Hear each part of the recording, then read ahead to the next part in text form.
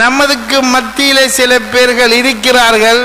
ஹாஜியார் என்று சொல்லுவார்கள், போடியார் என்று சொல்லுவார்கள், துரை என்று சொல்லுவார்கள். அவர்கள் பெரிய கடைகளிலே முதலாளிமார்கள் என்று சொல்வார்கள். சகோதரர்களை அவர்களுக்கு அல்லாஹ் கொடுத்திருக்கிறான்.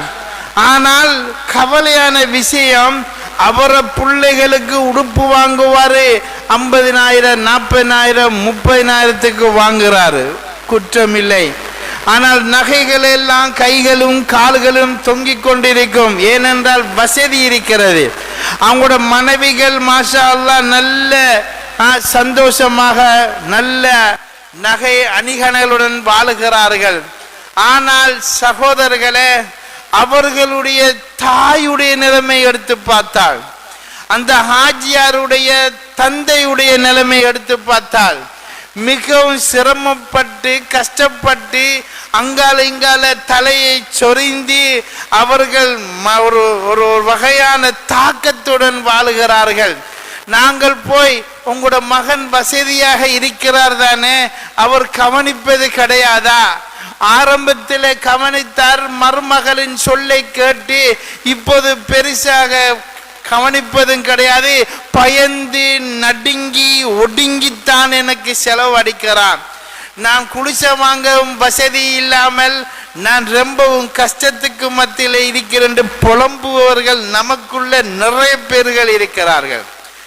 ஆனால் இவர் சுபஹானல்லாஹ் பாப்பா அங்கே புலம்பிக் கொண்டிருக்கிறார், அங்கே நானா கஷ்டப்பட்டு கொண்டிருக்கிறான். இவர் ஏழை மக்களாம் அங்கே இந்த பேஸ்புக்கில் இருந்து கொண்டு அள்ளி அள்ளி கொடுக்கிறதாக செய்திகளை பார்க்கிறோம்.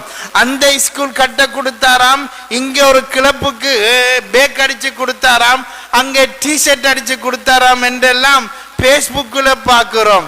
ஆனால் அவர்களுடைய குடும்பத்துள்ளவர்களுடைய நிலைமையை பார்த்தால் மிகவும் சிரமமாகத்தான் இருக்கிறது. தங்கச்சி அங்கே பதுவா செய்கின்றான், தங்கச்சிட பிள்ளைகள் சீரழிந்து கொண்டிருக்கிறது.